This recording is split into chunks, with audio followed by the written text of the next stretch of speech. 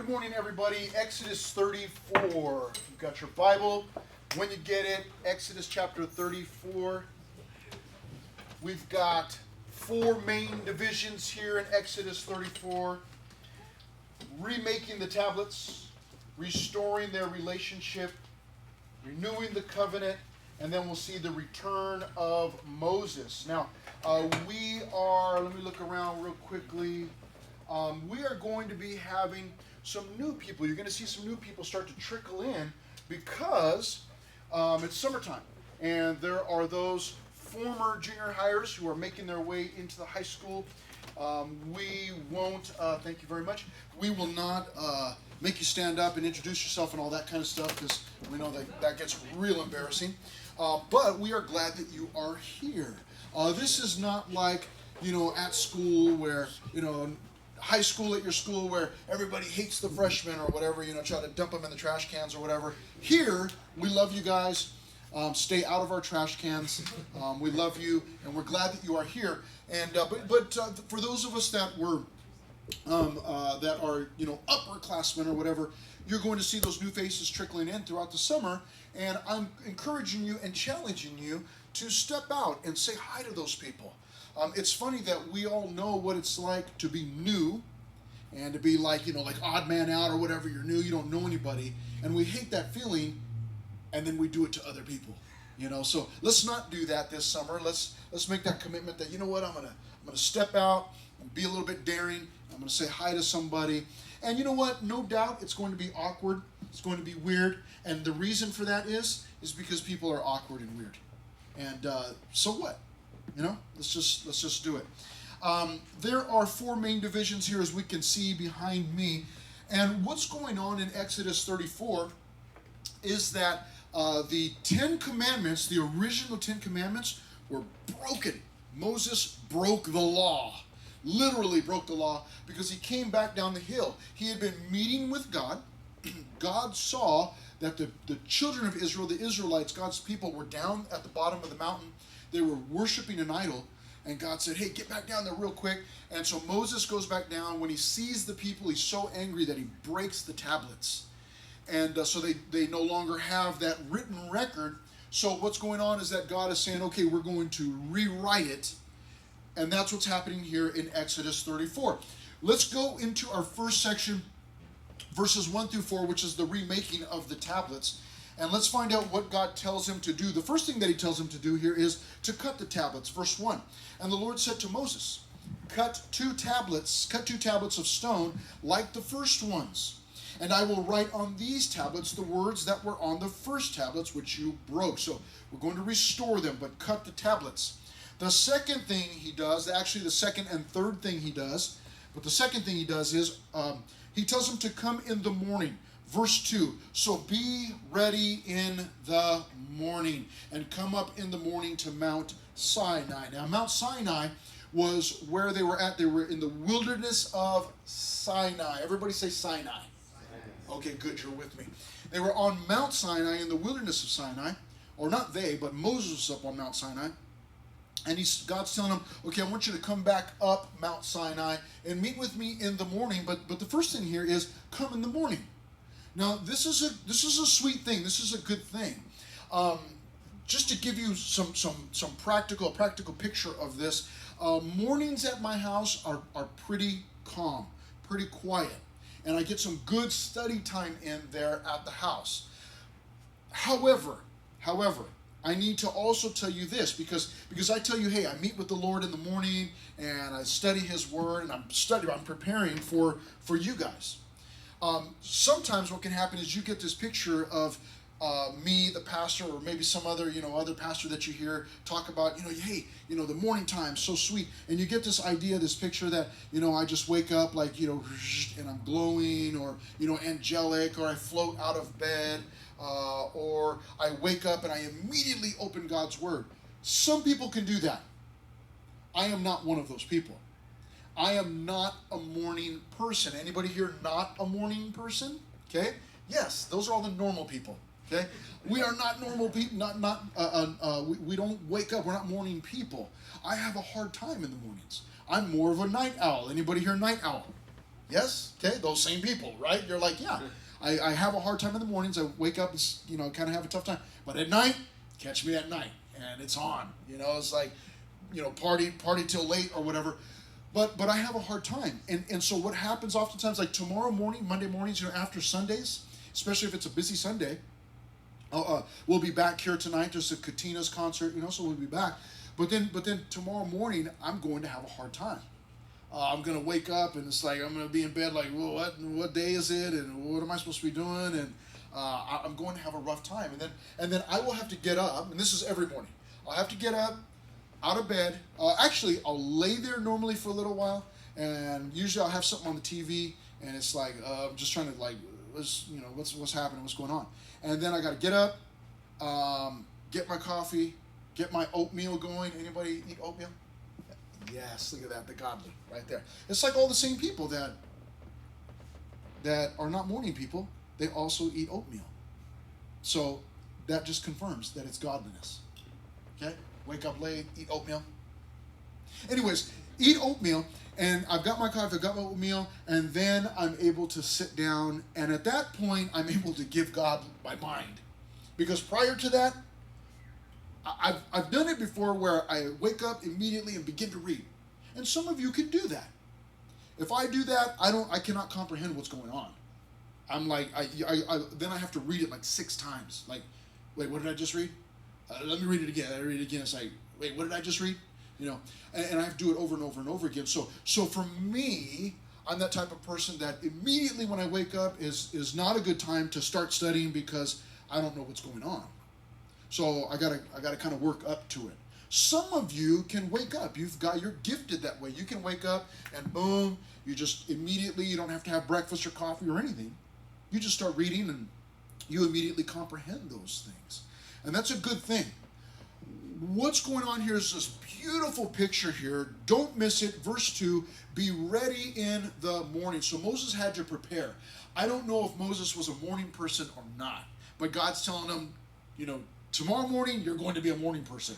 So he says here, so be ready in the morning, come up in the morning to Mount Sinai, he told him there. And the next thing he does is he tells him, come up to the mountain. Now, pay attention and see if you get this picture, see what's going on here.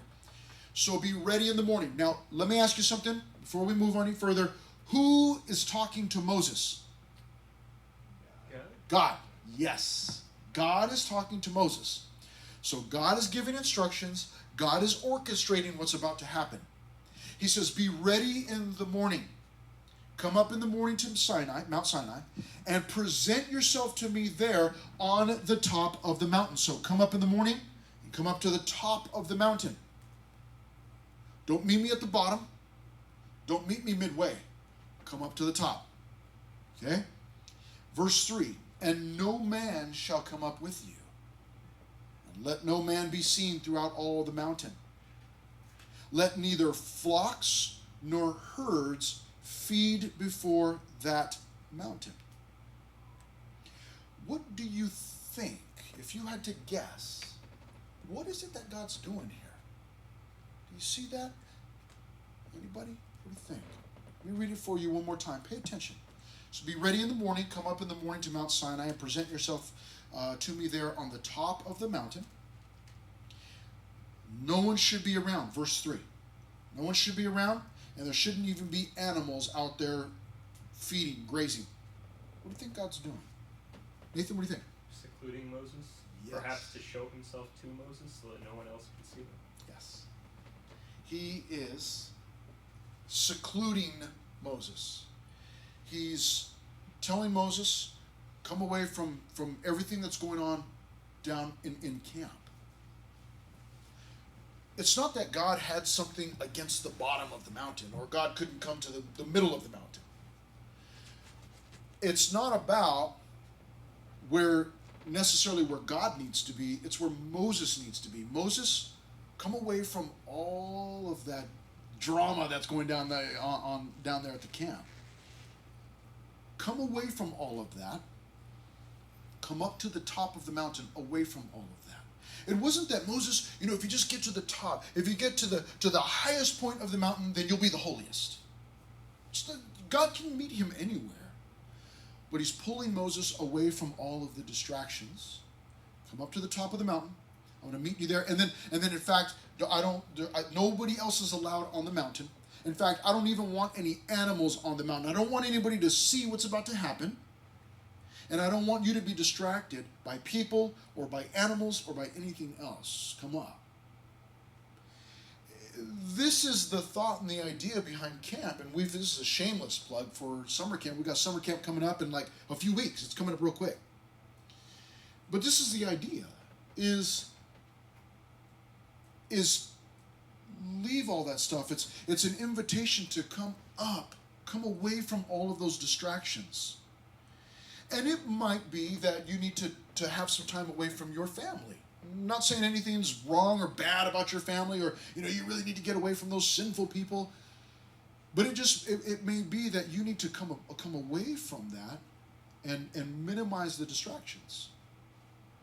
Maybe it's come up to the mountain away from the video games, or away from whatever, your social media or whatever, those, whatever it is. Or whether it's from friends or it's the sports team or whatever it might be, but come away from all of that stuff. It's not because, we don't do that, and then you come to camp and Pastor Chris says, hey, no phones. You're just like, oh man, it's so boring. I hate going to camp. I can't even have my phone. Just party poopers. That's not the point at all. The point is to come away from all the distractions. Why? Because what God wanted to do for Moses, he already told us in the previous chapter. God had said, Moses said, let me see your glory. God said, listen, you cannot see my glory. You can't see me face to face because you'll die. Can't do that. But God says, I'll tell you what we're going to do. He says, see those rocks over there? You'll stand on those rocks. Wait for me. And I'll come and I'll take you and put you in the cleft of the rock. I'll hide you in there. And then I'll cover you. And God says, I'll walk by as I'm covering you. And after I walk by, I'll remove my hand, and then you can peek out and see my back and see my glory. He says, but you can't see my face. You do that and you'll die. Nobody can see my face and die, God said. So what he's about to do is he's about to reveal his glory to Moses. But it's for Moses alone. And it's for Moses to not be distracted. That's the point. So come away. Be ready in the morning. Come up in the morning. Come up to the mountain. Let there be no more distractions. Verse 4. So he cut 2 tablets of stone like the first ones. Then Moses rose early in the morning, went up Mount Sinai as the Lord had commanded him, and he took in his hand the 2 tablets of stone. He has prepared himself. It's tough, man. Summertime. Saturday nights, there's stuff to do. There are shows to catch up on. There are video games to catch up on. There are people to catch up on, visits, graduation parties, whatever. It's tough. It's tough to think about, I got to be up in the morning, there's church, I got to go meet with God. We're not thinking about that on Saturday night. We're thinking about whatever else, everything else. But we can oftentimes find ourselves showing up to church unprepared, right? Like we're showing up and like, God, I ain't got nothing for you, I'm tired. Moses gives us a wonderful example. When you know that you are going to be meeting with God, you prepare yourself for that. And maybe for some of us it's Saturday or it's Saturday night, like, God, I know I'm going to go, I'm going to be at church tomorrow and I'm going to meet with you. Or maybe it's Tuesday or even Wednesday during the day and I'm going to be at church on Wednesday night. Or maybe it's Friday and you're going to go to the home study on Friday night. But to go there with some expectation, some preparation having been done in my heart where God, I'm going to meet with you and I want to hear from you and I'm going to worship you and we're going to study your word and I want to receive from you. And so God, help me that my heart would be prepared to receive all that you want to give. And we go with some preparation, some expectation. Moses is a wonderful example of that. God tells him, hey, this is how you are to prepare, get the tablets ready and come in the morning and I'm going to show you something. I'm going to meet with you. And Moses does that in verse 4. What a wonderful example and a good challenge for you and I to think about. That, you know what, I need to prepare myself for what this encounter, this interaction that I am about to have with God. Verse 5 takes us into our second main division, which is the restoration of their relationship. Because God had said in the previous chapter, he says, man, I need to get out from the midst of the people. He says, or I might break out against them, meaning that he might kill them all because of their disobedience. He called them a stiff-necked people. But now in verse 5, as Moses, by faith, in obedience to God's command, goes up to the top of the mountain. He reaches the top of the mountain, and I want you to see what happens here in verse 5.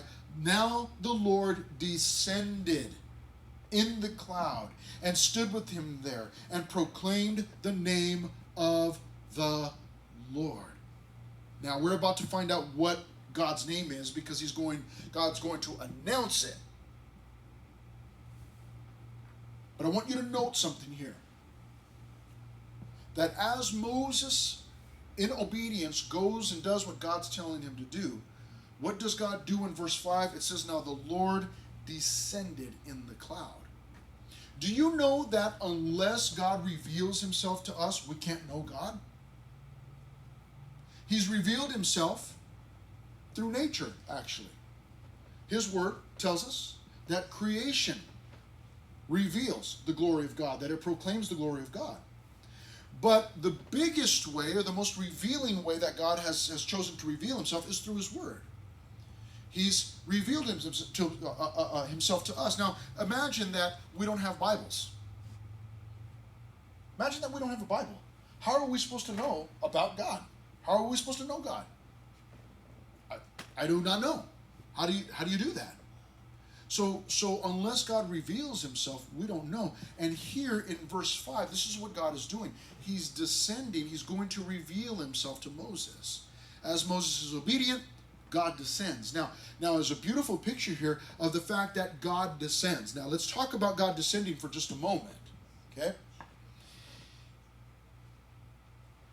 Jesus was, when he was here on earth, was God in flesh. Okay? God the Son. Now somebody tell me, first service couldn't figure this out. Somebody tell me, how did God in flesh, how did God the Son, Jesus, how did he get here? Does anybody know how he got here to earth? Nico? By being born. Yes. Through a young lady named Mary. Anybody ever heard that story before? Yeah, like every Christmas. Okay? Jesus was born. Now, he had an earthly father. Anybody remember his earthly father's name? Joseph? Yes. John, thank you very much. It was Joseph. Joseph didn't have anything to do with the birth or even the pregnancy of Mary. And so there was some drama there, in the Holy Family, like, oh, this woman, and he was going to put her away secretly and all this stuff. But Joseph didn't have anything to do with the pregnancy of Mary or the birth of Mary, other than just being the stand-in earthly father. But what had happened in Mary, we're told, an angel announced it, that it would be a work of the Holy Spirit, that she would have this baby. But Jesus is born into this earth. Now, think about this. He didn't have to be born. He could have just dropped out of the sky or appeared or done any number of things. But he chose to be born just like you and I are born, through a person. So he descended. He dropped down to our level. And here we see in Exodus 34, verse 5, that God descends. He comes down to Moses to reveal himself to Moses. What a beautiful picture, and we'll see Moses' reaction in just a moment. But keep in mind that God lowered himself in order to speak to Moses. Now in verse 5, the Lord descended in the cloud and stood with him there and proclaimed the name of the Lord. And the Lord passed before him. Here it is. He's passing before him to reveal his glory, and he proclaimed. Now here's his name.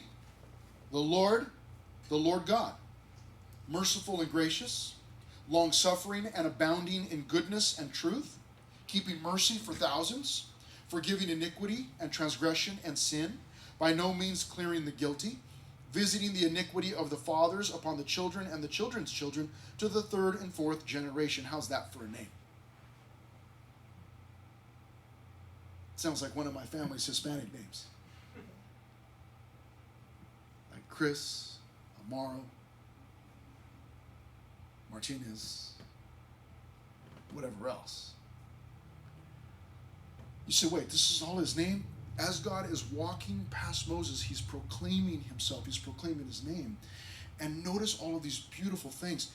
The Lord God, merciful, that's not getting the judgment that you do deserve. Gracious, that is getting the good things that you do not deserve. Long-suffering, means he's patient. He's abounding, overflowing in goodness and truth. Keeping mercy for thousands. He's got enough mercy for thousands. And it's a figure of speech. He's got enough mercies. We're told that he's got a multitude of tender mercies. Keeping mercy for thousands in verse 7. Forgiving iniquity and transgression and sin. By no means clearing the guilty. Visiting the iniquity of the fathers upon the children and the children's children to the third and fourth generation. Now it's funny, all of those wonderful attributes that belong to God's name. And some people, get so strange. And they get stuck on the end of verse 7. The end of verse 7 said, visiting the iniquity of the fathers upon the children and the children's children to the third and fourth generation. And they'll make up all of these things like they'll talk about generational curses and how this individual is paying for the sins of his grandfather or his great grandfather or whatever. And we can get stuck on that, and it's so strange to me. Why do we get stuck on that and we don't get stuck on the beginning of verse 7? Keeping mercy for thousands, forgiving iniquity and transgression and sin. Why don't we get stuck on that? The fact that God forgives. Now, this verse is quoted in other places. And in those other places, I think in 2 other places, but when it's quoted in those other places, it adds on that visiting the iniquity of the fathers upon the children and the children's children to the third and fourth generation of those who hate me. So it's not just that God is going, you know what, your grandfather was really bad, and so I'm going to make you pay for it, and I'm going to make your kids pay for it, and I'm going to make their kids pay for it, because somebody's got to pay for it. And you're thinking, my grandpa should have paid for it. It's not my fault. It's not just that God is just making people suffer just because of somebody else. It's because that hatred of God gets passed on to those generations. I hate God, and maybe some dad or some parent teaches that to their kid, and then their kid teaches it to their kid, and their kid teaches it to their kid. But the good news is this, in verse 7, that God keeps mercy for thousands, that he forgives iniquity and transgression and sin. That's the good part. That even if someone were to say to me, you know what, I'm paying for the sins of my grandfather, you can share with them, hey, there's good news. God can forgive iniquity and transgression and sin. He can forgive you of that. Did you know that? That you don't have to pay for anybody's sins. In fact, God sent Jesus to pay for your sins. Let's get stuck on that God forgives us. He's got mercy for thousands, the goodness, the truth. Keeping in mind also that there is payment for sin available, but if we reject that, we've got no excuse. Then we do experience the judgment of God. And God wanted to make sure that these people understood that. You see, just a chapter or 2 prior, they had resorted to idolatry that fast. And God wants all of them to know, to make sure that they know there is judgment. God does judge sin. And he does judge those who reject him. It's not, oh, you know what, I'm just so loving that everybody, even if you hate me, just come on into heaven. Don't worry about Jesus. That's just a little technicality. Just come on in. There is judgment. If we do not surrender our lives to Jesus, then there is judgment for our sin. And God is warning these people. I mean, it's early in the game. It's early in the relationship, and these people have resorted to idolatry already. And he wants them to know, listen, pay attention. You're going to end up paying for this if you don't stop. Now, what is the reaction to the Lord descending? I love this. In verse 8 and 9, we see Moses descending. Wait, what do you mean? Descending the mountain? What was he doing? Notice how he descends. Verse 8. So Moses made haste. That means he very quickly bowed his head toward the earth and worshiped. In other words, he descended from his standing position to the ground. He bowed himself. He humbled himself in the dirt before God. Which is the natural reaction when God reveals himself to us. It's that we would humble ourselves. It's me putting myself before God and just saying, like, God, you've got free reign, man. You do whatever you want. I don't,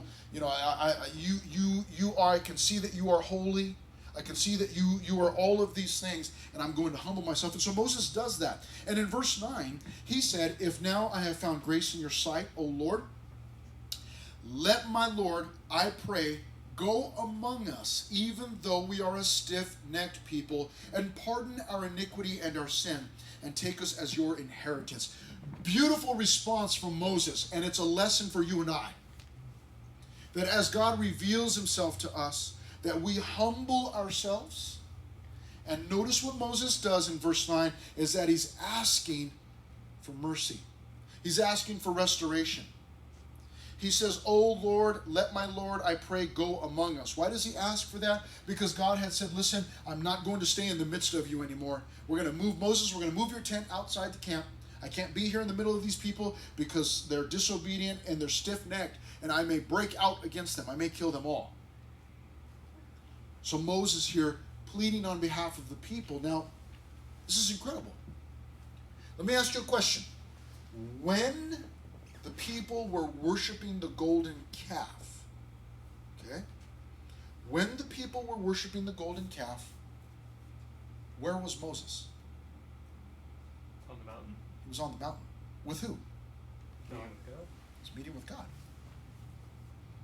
Moses was not worshiping the idol. He was not down there sinning. So why in the world is Moses asking for mercy? Why is Moses asking for restoration?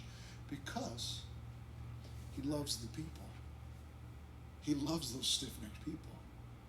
Because he is the leader, and that's what the leader does. He goes and he takes one for the team. Moses asking for mercy on behalf of the people. Because it seems to us at this moment that God doesn't want to see the people. It's like, leave those people down there, you come up. And Moses, in a beautiful gesture here, is pleading on behalf of the people. This is called interceding. This is intercessory prayer, meaning you're praying on behalf of someone else. God hadn't removed himself from the midst of Moses. They're the only ones meeting right now. In fact, it seems to us that God doesn't want to meet with anybody else except for Moses. And yet Moses is the one saying, hey, forgive us. Come back into the middle of us. Go among us, he says in verse 9. Even though we are stiff-necked people, he's acknowledging, yes, we are stiff-necked, we are stubborn. Even though we are a stiff-necked people. But Moses was up on the mountain. He was meeting with God. He was doing what he was supposed to be doing. And yet, he includes himself. Doesn't separate himself, but he includes himself. He says, we are a stiff-necked people. He identifies with all of those people. That's a good leader. That's a really good leader. And pardon our iniquity in verse 9 and our sin, and take us as your inheritance. Please don't leave us. What a beautiful picture this is. Verse 10 takes us to renewing the covenant. Here's what happens now. He says in verse 10, verses 10 and 11, God begins to speak again to him, and he tells him his part of the covenant. Behold, I make a covenant. Before all your people, I will do marvels such as have not been done in all the earth, nor in any nation. It's never been done before.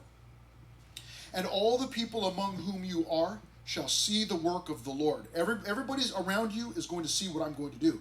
For it is an awesome thing that I will do with you. What is God going to do? Verse 11. Observe what I command you this day. Behold, I am driving out from before you the Amorite, and the Canaanite, and the Hittite, and the Perizzite, and the Hivite, and the Jebusite, and the Termite, and the Outasite, and the Mennonites. What God is doing is he's saying, this is my part of this covenant, this agreement that we have.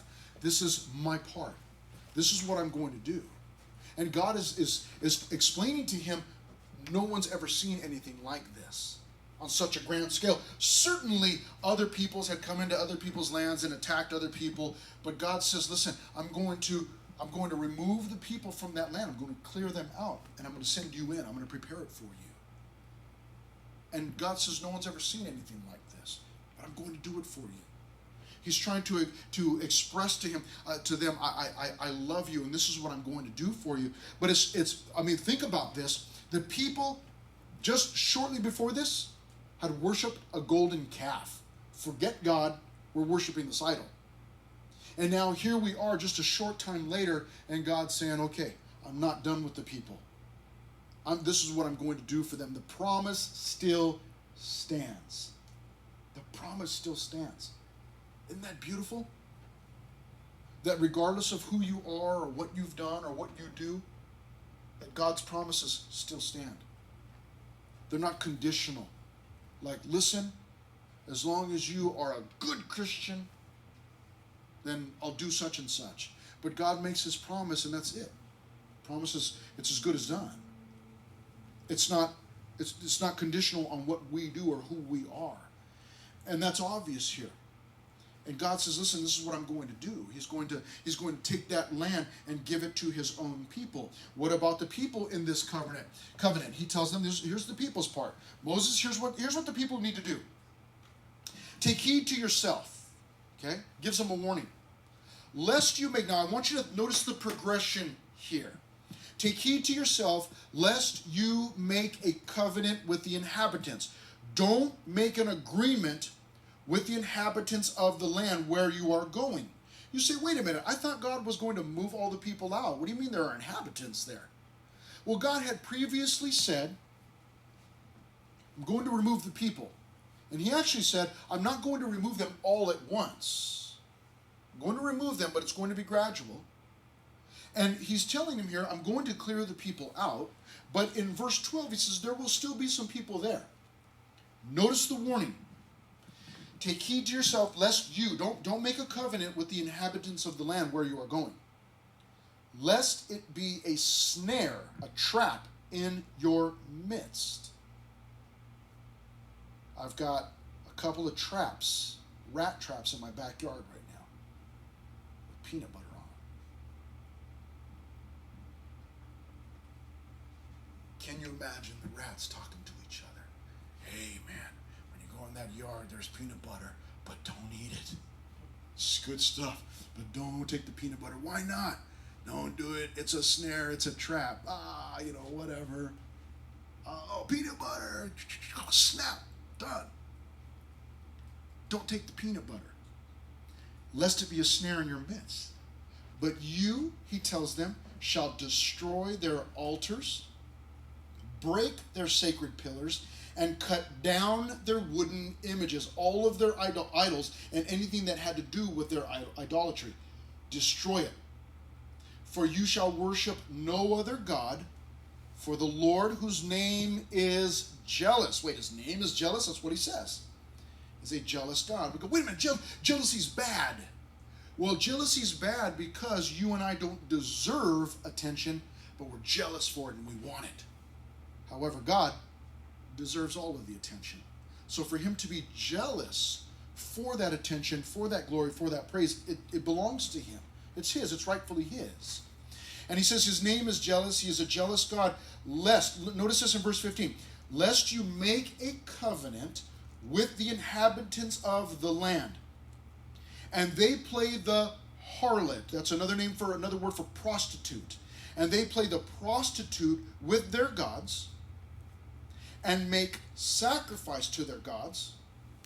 And one of them invites you, and you eat of his sacrifice, and you take of his daughters for your sons.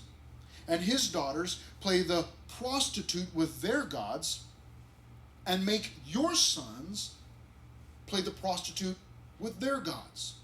And we go, my. That went quick.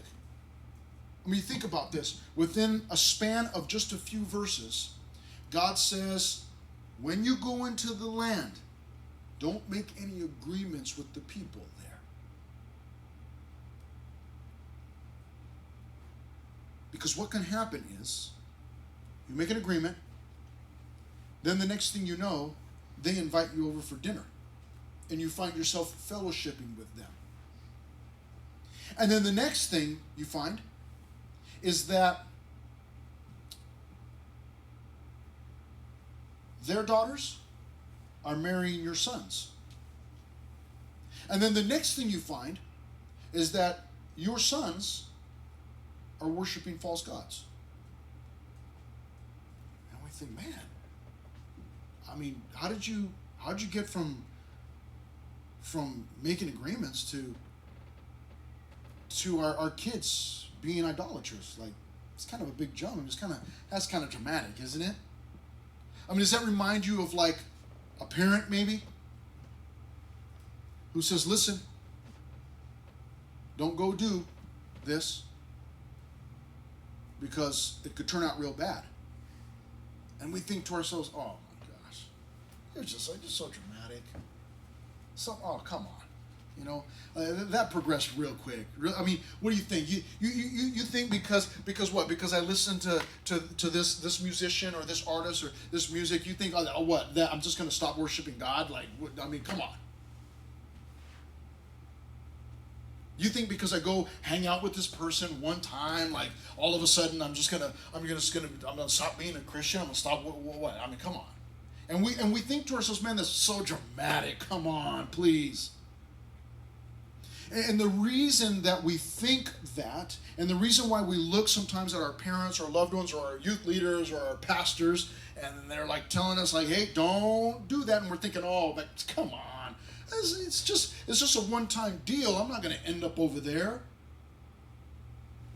It's because I'm trying to tell you, look, man, don't eat the peanut butter. Oh, but the peanut butter is good, and it's just a little bit. Don't eat the peanut butter. Whatever you do, don't eat the peanut butter. Why? Is peanut butter bad? No. In fact, I have found that rats love it. Why do they tell you that? And why do we look at that and go, man, that's ridiculous. I'm not gonna end up doing such and such. It's because when we're young, we're invincible, or at least we feel invincible. And we feel like, it's not going to happen to me. Nothing's going to happen to me. And we picture ourselves living till, we're 150 years old or something. It's funny how when we're young, we just think like, oh, we're just going to live forever. And we think nothing bad is going to happen to me. It's because we can't see past step one. We can't see past the peanut butter. We don't know that the peanut butter is on a trap that's going to kill me. We don't understand that. And I've seen it happen so many times with so many different people. It's just a one-time thing. It's just one joint. But the problem is that one makes it easier to do the second, which makes it easier to do the third, which makes it easier to move on to something stronger, something harder, which makes it easier to do that a second time and a third time. And it continues to build until you find yourself trapped, caught, done. My friend Adam, one of my former students, I've told some of you have heard the story before, but that's how it started in high school. It was just a one-time thing. It's like, come on. And it continued to build until it went from the marijuana to the whatever it was to the heroin, putting needles in his arm. And it went from it's just a one-time thing in high school, and it's just, what's the big deal, until they found him dead in a Starbucks bathroom with a needle stuck in his arm. Do you think he saw that when he smoked his first joint? Like, I can see here in a couple years I'm going to die in a Starbucks bathroom by myself, locked in the bathroom. They had to break the door down in order to get in there. Found him lying there dead. Do you think you know what, in a few years, if I just do this drug in a few years, I'm going to end up dead with a needle stuck in my arm. I'm going to leave my brand new baby behind. I just had a brand new baby. Leave his baby behind? You think he saw that? He didn't see that. In his mind, I play water polo, I'm in high school, I'm young, I'm going to live forever, I'm strong, I can say no anytime I want. Got to a point where he couldn't say no anymore. It was the first steps, the ease of it just made it a little bit easier and a little bit easier and a little bit easier. And at some point, it crossed the line into, it became easier to, it became harder to say no. And harder and harder and harder until he found himself trapped, not able to get out of it.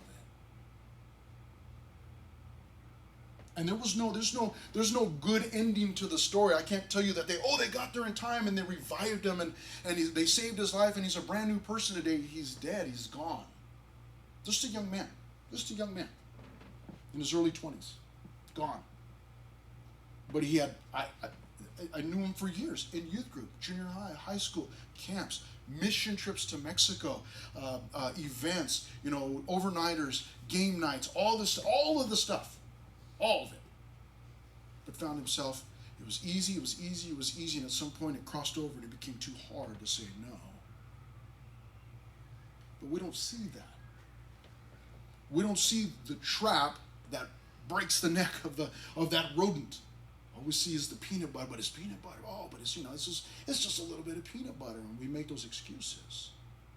So God here, being a good dad, tells his people, when you get there to the land, you've got to destroy all of that idolatry. And don't make an agreement with the people. Well, come on, God. Don't we want to be good neighbors?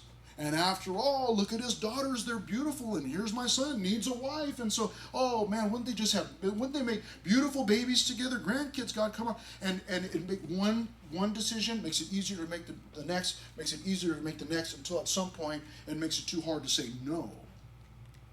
So God saw that. God's not just being a party pooper. And I'll even go so far as to say this: your parents aren't just being a party pooper. Like, no, don't go to that bonfire, or don't go to that graduation party, or don't hang out with this person, or don't date that person because, you got to be careful and don't do this. What do you tell? You don't know nothing. Just get out of here. You were born 50 years old. You don't even know anything about being young. And, I can say no anytime I want. That's what you think. That's what Satan would like you to believe. You are not invincible. You are not invincible. None of us are. None of us are. And God, being a good father, is trying to keep them from that. And he's saying, don't even go there, because here's where it ends up. And he lays it out for them. This is where it's going to end up. Don't do it. Now, beginning at verse 17, for those of you that have been with us through the study of Exodus, these will sound very familiar to you. If you weren't here for those earlier chapters, you just need to know that God is renewing this covenant right now, and what he's doing is he's just reminding them, here's all the things along the way that I want you to do. You shall make no molded gods for yourselves. Kind of awkward, huh? He brings that one up first. They had just finished making a molded calf. He says, don't make any molded gods for, just to be clear, don't do that again. Verse 18, the feast of unleavened bread you shall keep. 7 days you shall eat unleavened bread, as I commanded you. I like bread. I like bread. Imagine being commanded, you have to eat bread 7 days. Okay, if I have to. in the appointed time of the month of Abib. For in the month of Abib you came out from Egypt. All that opened the womb are mine. In other words, all the firstborn are mine. And every firstborn, or every male firstborn among your livestock, whether ox or sheep. But the firstborn of a donkey, you shall redeem that with a lamb. He's saying, I don't want the firstborn of the donkey. He says, if it's the firstborn of a donkey, you bring a lamb in its place. And if you will not redeem the donkey, then you shall break its neck. Yikes, gruesome. But he didn't want the donkeys, he wanted the lambs. All the firstborn of your sons you shall redeem. And none shall appear before me empty-handed. So he even wanted the firstborn sons dedicated to him. 6 days you shall work. What a verse for summer, huh? 6 days you shall work. But on the seventh day you shall rest. 6 days of working, 1 day of rest. In plowing time and in harvest you shall rest.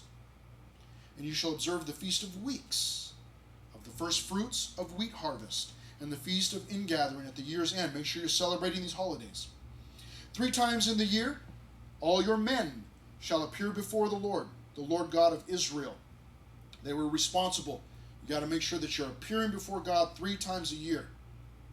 For I will cast out the nations before you and enlarge your borders. Neither will any man covet your land when you go up to appear before the Lord your God 3 times in the year. So the land is going to be yours.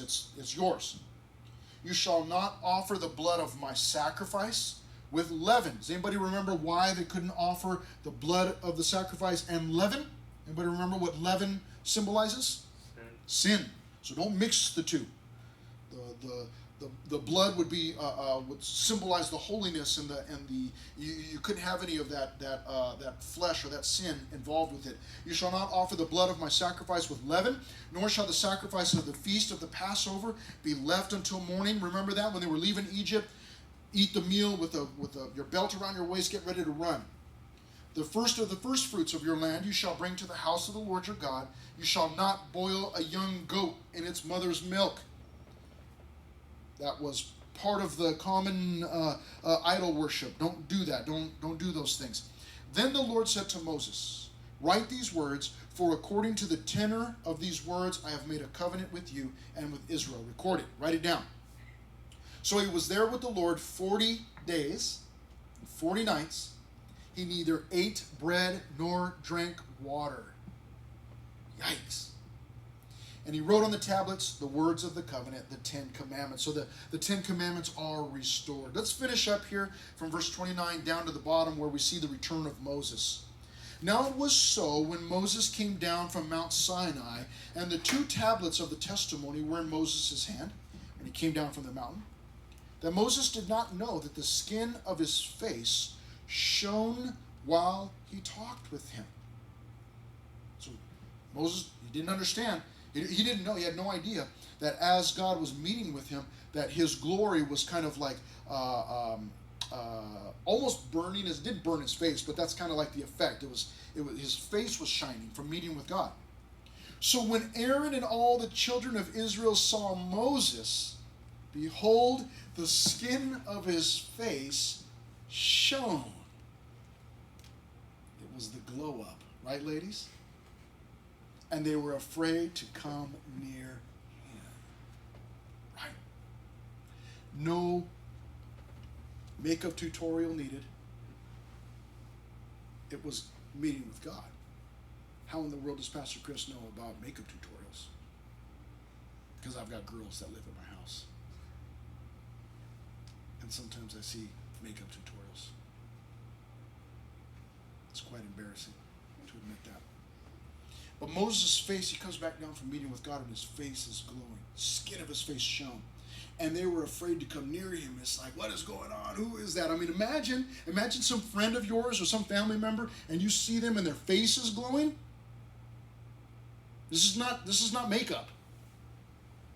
It would be kind of freaky, and they were scared. And so it says in verse 31, then Moses called to them, and Aaron and all the rulers of the congregation returned to him. So they actually had started to take off. Like, who is this guy? And Moses had to say, hey, it's me. Come over here. And it says at the end of verse 31 that Moses talked with them. Afterward, all the children of Israel came near, And he gave them as commandments all that the Lord had spoken with him on Mount Sinai. I mean, everybody wanted to see, like, hey, have you heard Moses' face is glowing? Let's go see. And they all gathered to him. We're familiar with this, right? Thursday, we're coming back from the beach. Some of you were with us. Remember all the traffic? And then you're like, man, what's going on? You check the map, and it's like, oh, there's a wreck somewhere. And then you finally get, there's miles and miles and miles creeping along, 2 miles an hour, whatever. We finally get there. What is it? It's 2 cars on the side of the freeway on tow trucks. And there's a CHP officer there. Oh. And I saw people, like literally, as they saw the flashing lights, people started moving over to the fast lane so they could get over there and see what's going on. Oh, look at that tow truck. Never seen one of those before in California. What? See them every day all over the place. There's always people wrecking. But imagine everybody's in awe looking at these 2 cars on these tow trucks like, oh. Imagine what it was like to see somebody's face glowing. Oh, I'd be like the circus, like the bearded lady or something, like, let's go see, what is this? And they all take off to go see, and as they arrive and everybody's gathering around, he begins to tell them, this is what God said, what I've received, I've given to you. What Moses had was not just for Moses, it was for all of the people, and he shares that with them. And in verse 33, when Moses had finished speaking with them, he put a veil on his face. But whenever Moses went in before the Lord to speak with him, he would take the veil off until he came out. And he would come out and speak to the children of Israel whatever he had been commanded.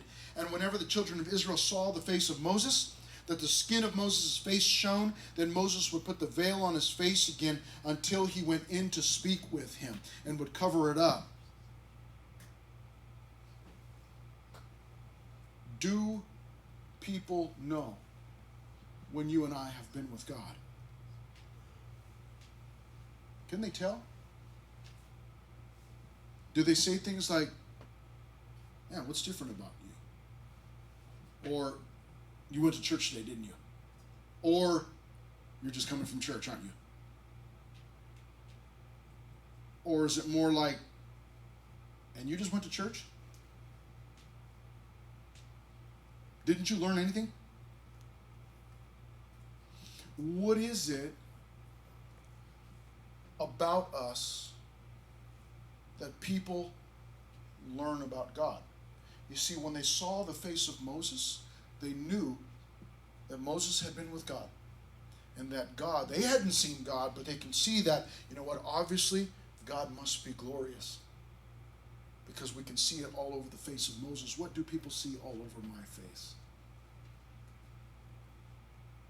What did they see there?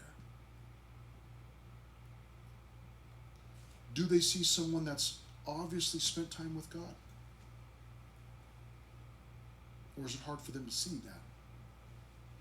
It's always tough coming back from summer camp. Did I mention summer camp yet? We're going in a few weeks. Make sure that you get signed up. It's always tough going to summer camp. Not going to summer camp. Going to summer camp, pumped up, you're excited, being there, pumped up, excited, maybe it's a weekend one or even if it's a week one, and then it's drawn to like, it's like, oh man, tomorrow is our last day, or today's our last full day and we go home tomorrow. And you always hear some people be like, you know what, do we have to go home? Can't we just stay here? And then we remember Peter. Remember when Peter was up with Jesus on the mountain and Jesus was transfigured? And he goes, hey, let's just build a couple of tabernacles and let's just stay up here. It's that same thing. It's like, you know what? Let's just stay here. We don't need to go back home. And you feel that. You can be at camp and you're like on that camp high, like, man, it feels good and this is exciting. And you wake up in the morning and there's worship and study and there's fellowship throughout the day. And then at night we have another worship and study and, whatever we got going on, bonfires or, times of prayer or special times where God is speaking to you and meeting you and challenging you in new ways and you sense the presence of God. But then comes that dreaded last day and you go back home and your family hasn't been at camp, right? So they're still like so evil and wicked. They haven't been holy with you for days, meeting with God. I was on the mountain meeting with God, and I come home to this, and you can come home and you're like all excited, face glowing like Moses, just woo, woo. And then they go, you were supposed to do your laundry before you left. And oftentimes, man, it's like, the glow is gone, and now it's like, you don't know anything. I was I was at camp, and that's why I hate you, and I should have just stayed up there, and we just totally blow it. What do people see on us when we leave here today, this afternoon? When we leave, what will people see on our faces? Will they know that we have been meeting with God? Or will they go, you went to the high school study, right? Yes. I do not think God is there. He must have been absent today. What do they say about us? What do they learn or find out about God and about the way we reflect God? When we leave here, do people know, man, God is loving and He's gentle and He's kind and He's compassionate and He's merciful? Or do they go, God must be judgmental. He must be judge. He must judge. He must be harsh. He must be wrathful. What do they learn from God about us? From Moses, they would see his face and they knew, oh, that guy has been with God again. He's been with God. And that was whether they saw his face or even if it was veiled, they knew, he's been with God. And I want to be in that kind of place where people can look at Pastor Chris and go, oh, he's been spending time with God. I can tell he's been spending time with God. I don't want there to be any question, but far too often it's questionable. I'm not sure he was really with God. Father, help.